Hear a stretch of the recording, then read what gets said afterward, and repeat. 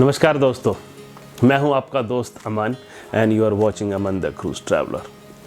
मेरे पास बहुत लोगों के फ़ोन आए हैं, मैसेज आते हैं और अभी भी लोगों को इतने डाउट और कन्फ्यूज़न है। मैं बात करूं तो क्रूज़ लाइन जॉब के लिए। So what I have thought कि मैं एक वीडियो बनाऊं जिसके अंदर सारी इन्फॉर्मेशन मैं दूं कंप्लीटली A to Z।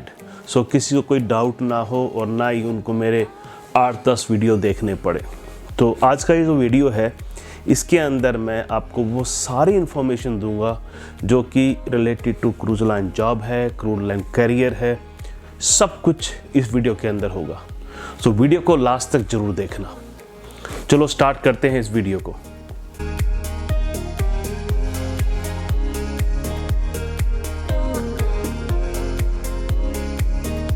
सबसे पहले मैं बताऊं क्रूज़ लाइन के बारे में, क्रूज़ लाइन जॉब के बारे में। सबसे पहले ये जानना ज़रूरी है कि क्रूज़ लाइन क्रूज़ होता क्या है, क्योंकि बहुत सारे ऐसे लोग हैं जिनको ये भी नहीं पता कि क्रूज़ होता क्या है। आपने मेरे पहले कुछ वीडियो देखे होंगे। देखो, क्रूज़ होता क्या है, जैसे अपना एक 5 स्टार होटल होता है वैसे ही क्रूज़ लाइन एक फ्लोटेड होटल है।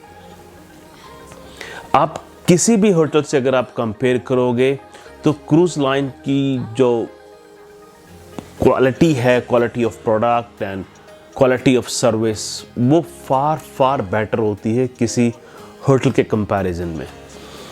अब ये भी समझना ज़रूरी है कि क्रूज़ शिप छोटे बड़े जिस तरह होटल्स के अंदर होता है, कुछ होटल्स 3 स्टार हैं, 4 स्टार हैं, 5 स्टार हैं, ऐसे ही क्रूज़ लाइन के अंदर होता है।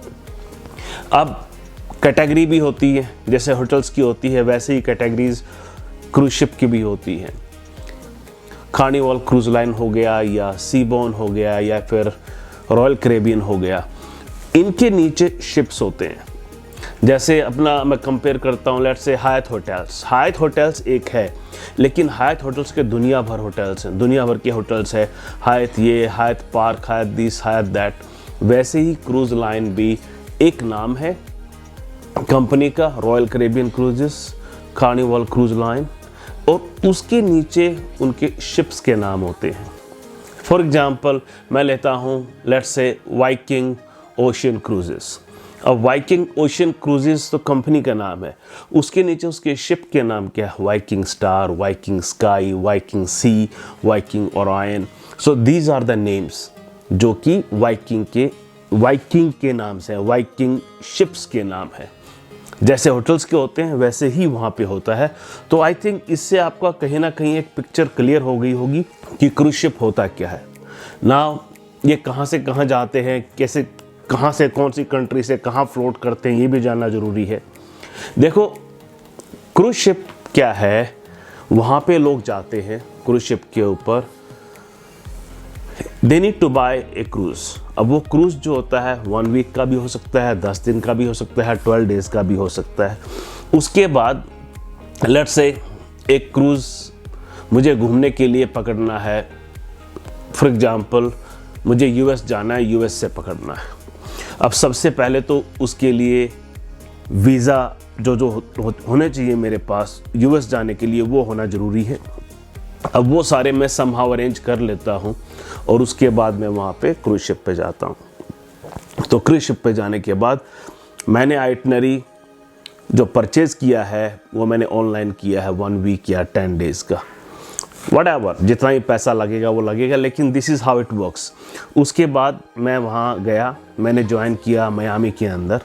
ना मियामी से वो क्रूज शिप चलेगा, वो मुझे जितना भी मेरा लंबा क्रूज़ है, 1 वीक का है, 10 दिन का है, वो मुझे उन सारे पोर्ट्स के ऊपर उस कंट्रीज़ में लेके जाएगा और वापस मुझे 10वें दिन या जितना लंबा भी मेरा क्रूज़ है वापस वहीं पे लाके उतार देगा जहाँ से मैंने अपना क्रूज़ लिया था। सो ये घूमने के लिए लोग जाते हैं, घूमने फिरने के लिए। आप होटल्स के अंदर जाते हो तो आपकी रिक्वायरमेंट्स अलग होती हैं। कई बार आप बिजनेस ट्रिप के लिए जाते हो, कई बार आप for any reason, for conference और whatever, for personal as a tourism. लेकिन क्रूज़ शिप के ऊपर लोग जब जाते हैं वो सिर्फ घूमने के ही के लिए जाते हैं, उनका और कोई पर्पस नहीं होता है। ये थोड़ा डिफरेंट है अगर आप होटल से कंपेयर करो तो ये तो होगी कैसे आपको क्रूज शिप पकड़ना है, कहाँ से पकड़ना है, कितनी लंबी आइटनरी रहेगी। अब उसके बाद भी बहुत सारे टॉपिक हैं जो हम बात करेंगे इस वीडियो के अंदर। मैंने एक्चुअली बहुत सारे टॉपिक मैंने खुद लिखे हुए हैं and I want to go through one by one all of those topics. So let me see. Now ये तो था introduction about cruise. Now second बात आती है education requirement for hotel and non-hotels job. कि अगर क्रूज शिप पे किसी को जॉब करनी है होटल्स नॉन होटल्स के लिए, उसकी एजुकेशन रिक्वायरमेंट्स क्या होती है। तो सबसे पहले हम बात करते हैं होटल्स जॉब की। देखो क्रूज शिप के ऊपर होटल्स नॉन होटल्स जॉब होती है। जिस तरह होटल्स में भी होती है वैसे ही क्रूज शिप पे होती है। अब आप सोचोगे होटल में तो नहीं होती, होटल में भी होते, होटल के अंदर इंजीनियरिंग होता है, वो नॉन होटल जॉब है। स्पा एंड सैलून है, वो नॉन होटल्स जॉब है। ऐसे ही क्रूज शिप के ऊपर hotels job which is F&B service, F&B production, housekeeping, ये सब फ्रंट ऑफिस, ये होटल्स जॉब है। नॉन होटल्स जॉब है जैसे अपना वहाँ पे हो गया स्पा एंड सैलून हो गया, बुटीक शॉप्स हो गया, इंजीनियरिंग हो गया, एंड बट ऑब्वियस जो शिप को चलाते हैं नेविगेशन डिपार्टमेंट, उनकी कंप्लीटली डिफरेंट रिक्वायरमेंट होती है एंड डिफरेंट एजुकेशन होती है। तो हम बात करेंगे पहले होटल्स जॉब की। सो बेसिक रिक्वायरमेंट क्या होती है अगर आपको होटल्स, सबसे पहले तो आपके पास एक होटल मैनेजमेंट की डिग्री या डिप्लोमा होना चाहिए, that is first. It's always good अगर आपके पास 1-2 साल का एक्सपीरियंस है और उसके बाद आप अप्लाई करते हो तो आपके चांसेस बढ़ जाते हैं जॉब पाने के। नहीं तो बड़ी फ्रस्ट्रेशन आती है, सो वो भी बहुत ज़रूरी है। क्योंकि होटल्स के अंदर शिप के ऊपर अगर आप ज्वाइन करते हो जब, तो वो ये नहीं कि आपने आज अप्लाई किया वैकेंसी है and you will get a job within 1 week. नहीं, कई बार 6-6 महीने लग जाते हैं उनके सारे डॉक्यूमेंट कंप्लीट करने के लिए। सो ये तो होगी होटल्स जॉब की। अब बात करते हैं हम नॉन होटल्स जॉब की। नॉन होटल्स जॉब जैसे कई बार मेरे पास मैसेज आते हैं कि सर मैंने डिप्लोमा मेरे पास नहीं है, होटल बैकग्राउंड नहीं है, लेकिन मैं ग्रेजुएट हूँ and I want to work on cruise ship. Chances है उसके भी, ऐसा कुछ नहीं कि चांसेस नहीं है। बुटीक शॉप पे आप ट्राई कर सकते हो अगर आप एक नॉर्मल ग्रेजुएट हो, या फिर आप सिक्योरिटी की जॉब होती है वहाँ पे ट्राई कर सकते हो। उसके अंदर भी गर्ल्स के लिए स्पेशली जो सिक्योरिटी में काम करती हैं, I think they don't require any security background, but you need to have a good communication skill and physically fit होना चाहिए आप, ये ज़रूरी है। स्पा एंड सैलून अगर आप ज्वाइन करते हो तो उसके लिए आपका बड़ा ऑब्वियस आपके पास एक्सपीरियंस होना चाहिए, बैकग्राउंड नॉलेज होनी चाहिए, सर्टिफिकेट्स होने चाहिए अगर आपको स्पा एंड सैलून के अंदर जॉब लेनी है। प्रोफेशनल एक एक्सपीरियंस होना बहुत ज़रूरी है। अब जैसे कुछ फ्रंट ऑफिस की जॉब होती हैं जिसके अंदर वो लोग नॉन होटल्स हायर करते हैं, उसके अंदर आपके पास अगर एक्सपीरियंस है, but if you are not from hotel management background but you have एक गेस्ट सर्विसेज और एक hospitality management sort of experience है, तो आप फ्रंट ऑफिस के लिए अप्लाई कर सकते हो, आपके चांसेस बन जाते हैं। लेकिन ज़रूरी है आपका कम्युनिकेशन स्किल बहुत ही स्ट्रॉन्ग होना चाहिए। जैसे क्रूज शिप के ऊपर जॉब्स होती हैं पर्सर की, होटल एडमिन, पर्सर। नाउ आप पूछोगे पर्सर क्या होता है? पर्सर एक्चुअली वो होता है जो मोस्टली क्रू का sign on, sign off, document, ticket, airline ticket, ये जो जितनी भी हेल्प होती है क्रू मेंबर की, वो सब क्रू पर्सर देखता है। होटल एडमिन जो होता है वो जितना भी एडमिनिस्ट्रेशन की जॉब्स होती हैं, जैसे helping in printing, helping in helping all the head of department, तो वो एक होटल एडमिन की जॉब होती है। आप उसके लिए भी ट्राई कर सकते हो if you are a non hotelier job. बाकी आप मेरे को क्वेश्चन दोगे, पूछोगे मेरे से कि सर मेरी ये मेरा एजुकेशन बैकग्राउंड है, then I can tell you more in details. Okay, so next है डॉक्यूमेंट कौन कौन से चाहिए। अगर आप लेट्स से आपने डिसाइड कर लिया है कि मुझे तो शिप पे ही नौकरी करनी है, क्रूज शिप पे ही नौकरी करनी है, तो उसके लिए कौन कौन से डॉक्यूमेंट होने चाहिए? देखो, सबसे पहले तो पासपोर्ट होना ज़रूरी है, एक वैलिड पासपोर्ट, ठीक है।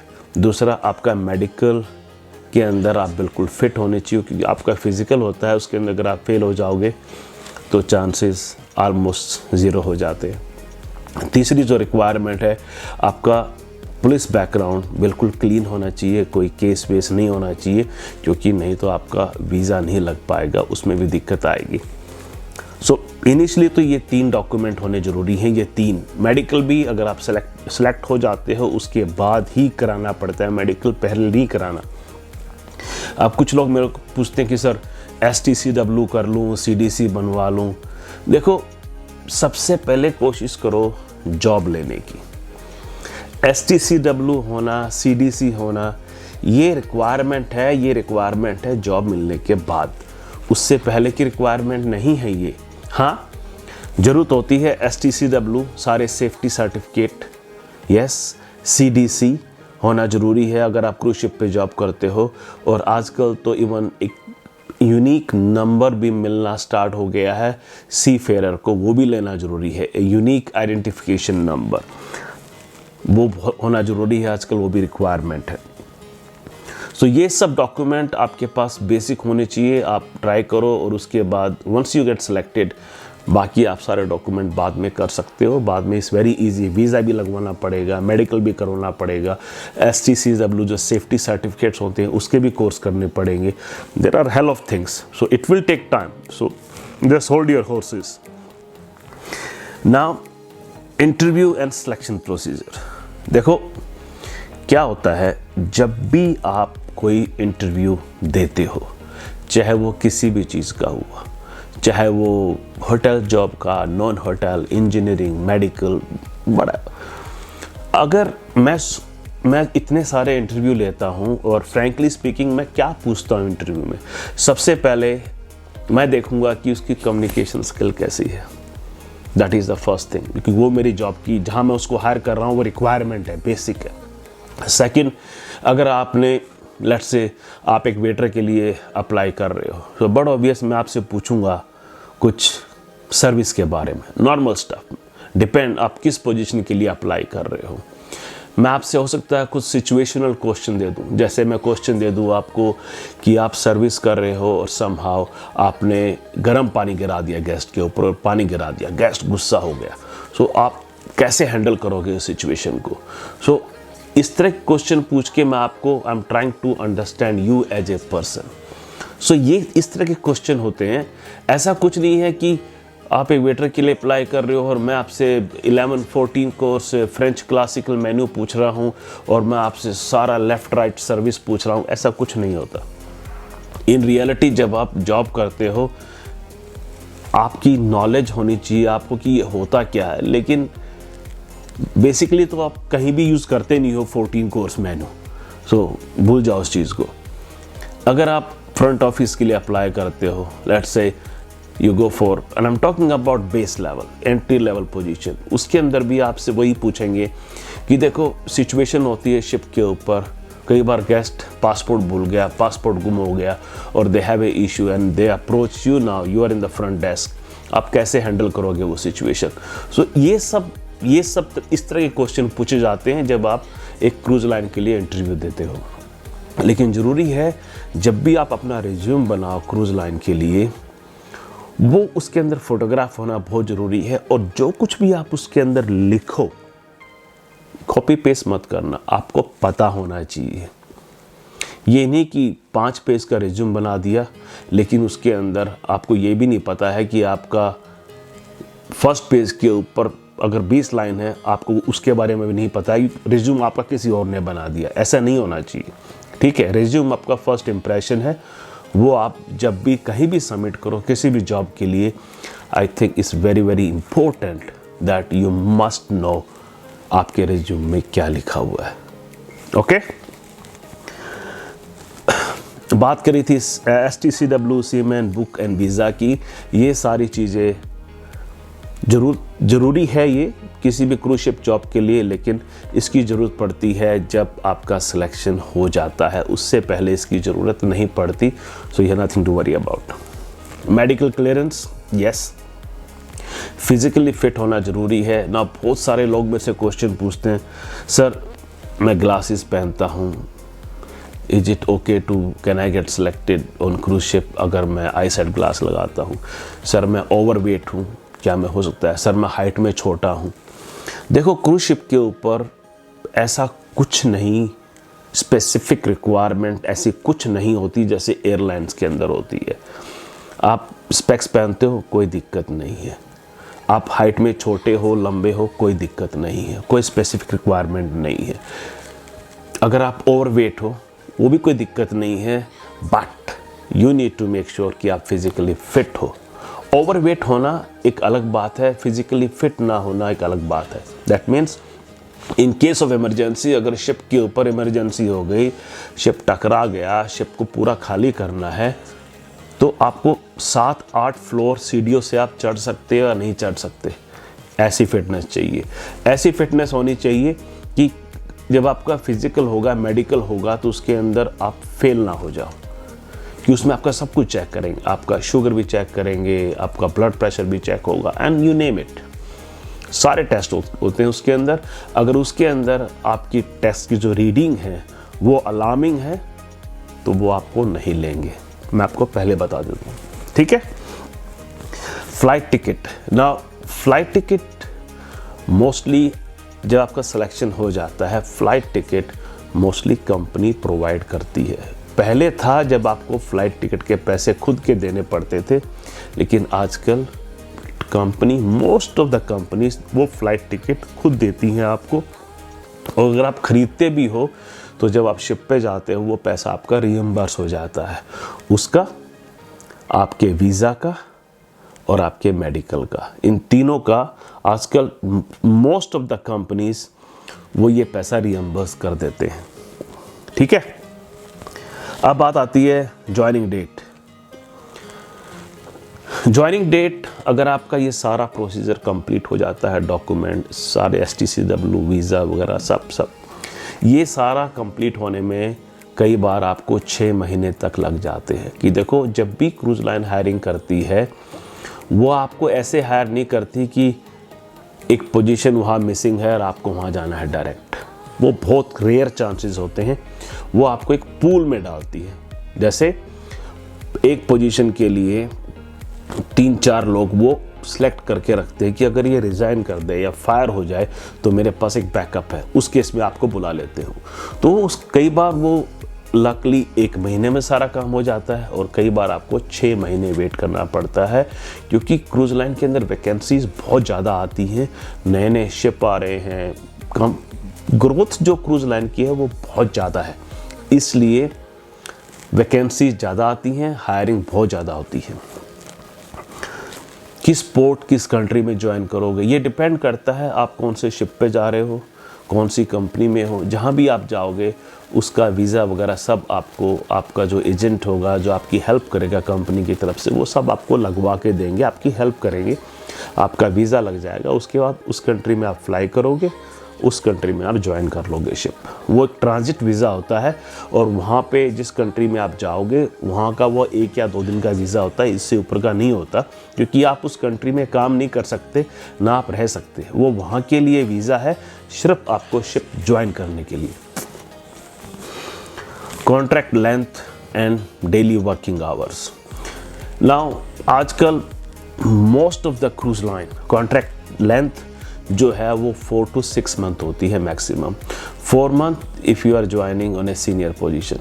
ऑफिसर पोजीशन पे 4 मंथ है, कुछ कंपनी 3 मंथ कर चुकी है, और बाकी जो क्रू है मोस्टली वो उनकी कॉन्ट्रैक्ट की लेंथ 6 महीने होती है। लेकिन आप जब एग्रीमेंट साइन करते हो उसमें 1 मंथ प्लस माइनस हो सकता है, मतलब आपका कॉन्ट्रैक्ट 7 महीने का भी हो सकता है और 5 महीने का भी हो सकता है, ये लिखा होता है उसके अंदर। जब आप साइन करोगे तो पढ़ लेना। डेली वर्किंग आवर, देखो क्रूज शिप के ऊपर मैं ये नहीं कहूँगा कि आप 9-10 घंटे काम करते हो, इतने तो होटल में भी नहीं करते हो। सो क्रूज शिप के अंदर आप कम से कम ये लगा लो डेली के आपके 11-12 घंटे तो होते ही होते हैं। बट ऑब्वियस बीच में ब्रेक होता है, उस ब्रेक में आप सो लो, रेस्ट कर लो, बाहर घूमने चले जाओ, डिपेंड करता है आपकी प्रायोरिटीज़ क्या है, आप उस हिसाब से ही करोगे। लेकिन 11-12 घंटे ऑफ नहीं होता, कोई डे ऑफ नहीं होता, आवर्स ऑफ होता है। अगर if you are working in a department maybe you can get extra time off. अगर आप F&B में काम करते हो, जैसे किचन में काम करते हो या सर्विस में काम करते हो, तो भूल जाओ, 12 घंटे तो है ही है, लेकिन उनको भी दिन में ब्रेक होता है 2-3 घंटे का। फैसिलिटीज़ क्या क्या होती है, देखो जब क्रू मेंबर शिप पे काम करता है ना, तो 6 महीने, 7 महीने, 5 महीने, 4 महीने वो एक घर की तरह बन जाता है। सो ये लायबिलिटी है एक हर कंपनी की कि क्रू मेंबर को बेस्ट फैसिलिटीज़ दे, जिससे कि वो स्टाफ को रिटेन कर ले, उनको बार बार स्टाफ नया ना हायर करना पड़े। सो फैसिलिटीज़ लाइक आपका कैबिन है, कैबिन मोस्टली आप शेयर करते हो एक के साथ, और मोस्ट ऑफ द कंपनी जितने भी नए शिप आ रहे हैं 2 लोग एक कैबिन में होते हैं। आपका पर्सनल बाथरूम है, आपके रूम में फ्रिज है, टीवी है, टेलीफोन है, ये सब है। और आजकल वाईफाई तो नॉर्मल सी बात है, नहीं तो आप कोई भी कार्ड ले लोगे किसी भी कंट्री से, वो कार्ड पूरा, अगर आप यूरोप में हो तो पूरे यूरोप के अंदर रोमिंग चलती है, आप वो कार्ड यूज़ कर सकते हो, तो वाईफाई की कोई टेंशन नहीं होती। दूसरी फैसिलिटीज़ क्या होती है, क्रू के लिए जिम होता है, क्रू के लिए पूल है, क्रू के लिए पार्टियाँ होती हैं, क्रू के लिए बुक्स हैं, रिक्रिएशनल रूम्स हैं। तो आप बहुत कुछ कर सकते हो, बहुत कुछ। आप एक अलग लैंग्वेज सीख सकते हो, ये भी एक बहुत अच्छी अपॉर्चुनिटी होती है। अगर आप क्रूज शिप पे काम करते हो, you can learn another language, क्योंकि आपके साथ 45 to 60 डिफरेंट नेशनैलिटीज़ काम करती हैं। कोई फिलीपीन से है, कोई इंडोनेशिया से है, कोई साउथ अफ्रीका से है, कोई जिम्बाब्वे से, कोई इंडिया से, यू नेम इट। सो आप इकट्ठे रहते हो, इकट्ठे खाना खाते हो, तो but obvious you get in touch with each other, you get to know each other. आप एक दूसरे को जान पाते हो, दोस्त बन जाते हैं, रिलेशनशिप बन जाते हैं। लोगों की मैंने शादी होती हुई देखी है, एक उस कंट्री का, एक दूसरे कंट्री का, शादी हो गई शिप के ऊपर, ये सब भी होता है। सो बहुत सी चीज़ें हैं, डिपेंड करता है आप क्या करना चाहते हो, हर चीज़ पॉसिबल है।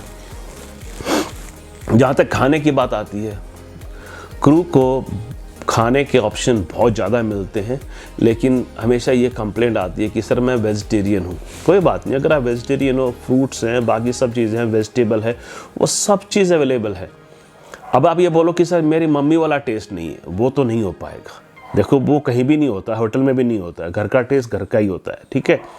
लेकिन काम करने के लिए आप वहाँ नौकरी के लिए जा रहे हो, पैसे कमाने के लिए आप जा रहे हो, और उसके अंदर there is enough facilities, enough food for everyone. Rule and regulation on ship. Rules and regulations on ship. Very, very, very tough. क्योंकि इतनी सारी नेशनलिटीज़ होती हैं, अगर डिसिप्लिन नहीं रहेगा it will be a big mess. So discipline बहुत strict होते हैं, सेफ्टी से रिलेटेड बहुत ही स्ट्रिक्ट ट्रेनिंग्स होती हैं। आप safety training, safety drill miss नहीं कर सकते, क्योंकि in case of real emergency everybody has to perform a job.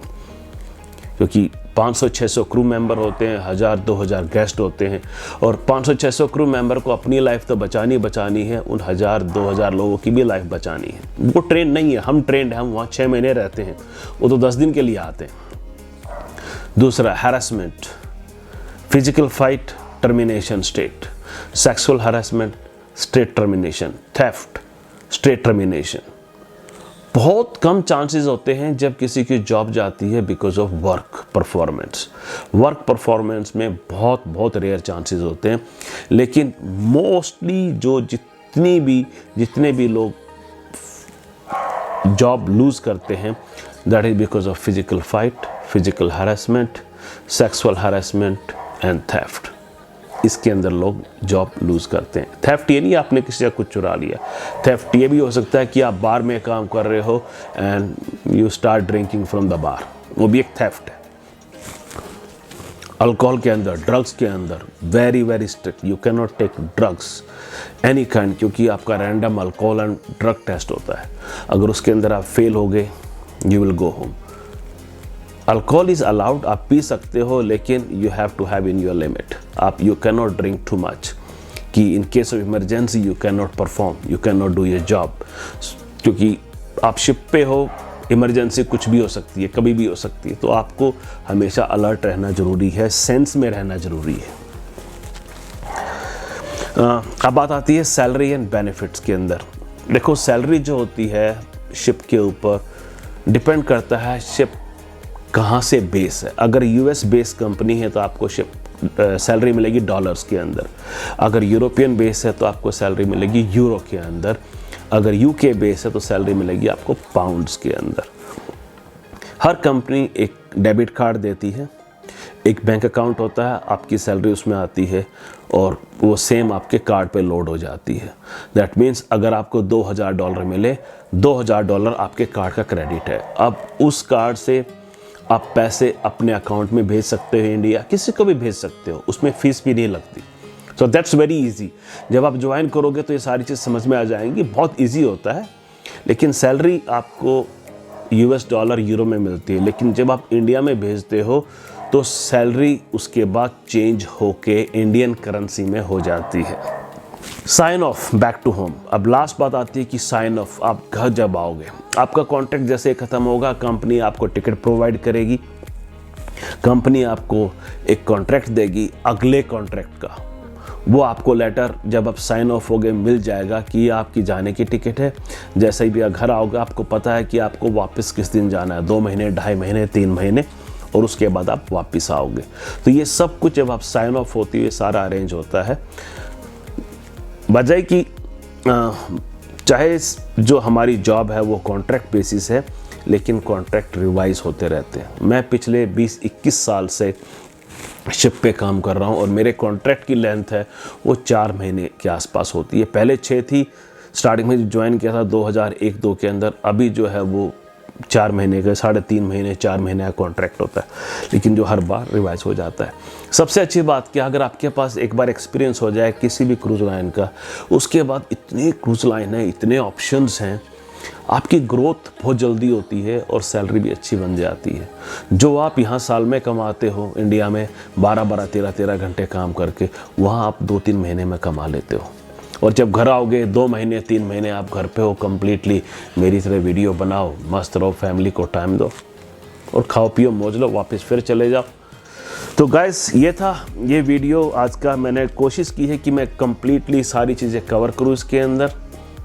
अगर मैंने कुछ मिस कर दिया है, आप please write a comment, send it to me, send a question to me, and मैं कोशिश करूँगा आपके हर क्वेश्चन का आंसर देने की. Thank you so much for watching. See you next time with something different. Ciao for now.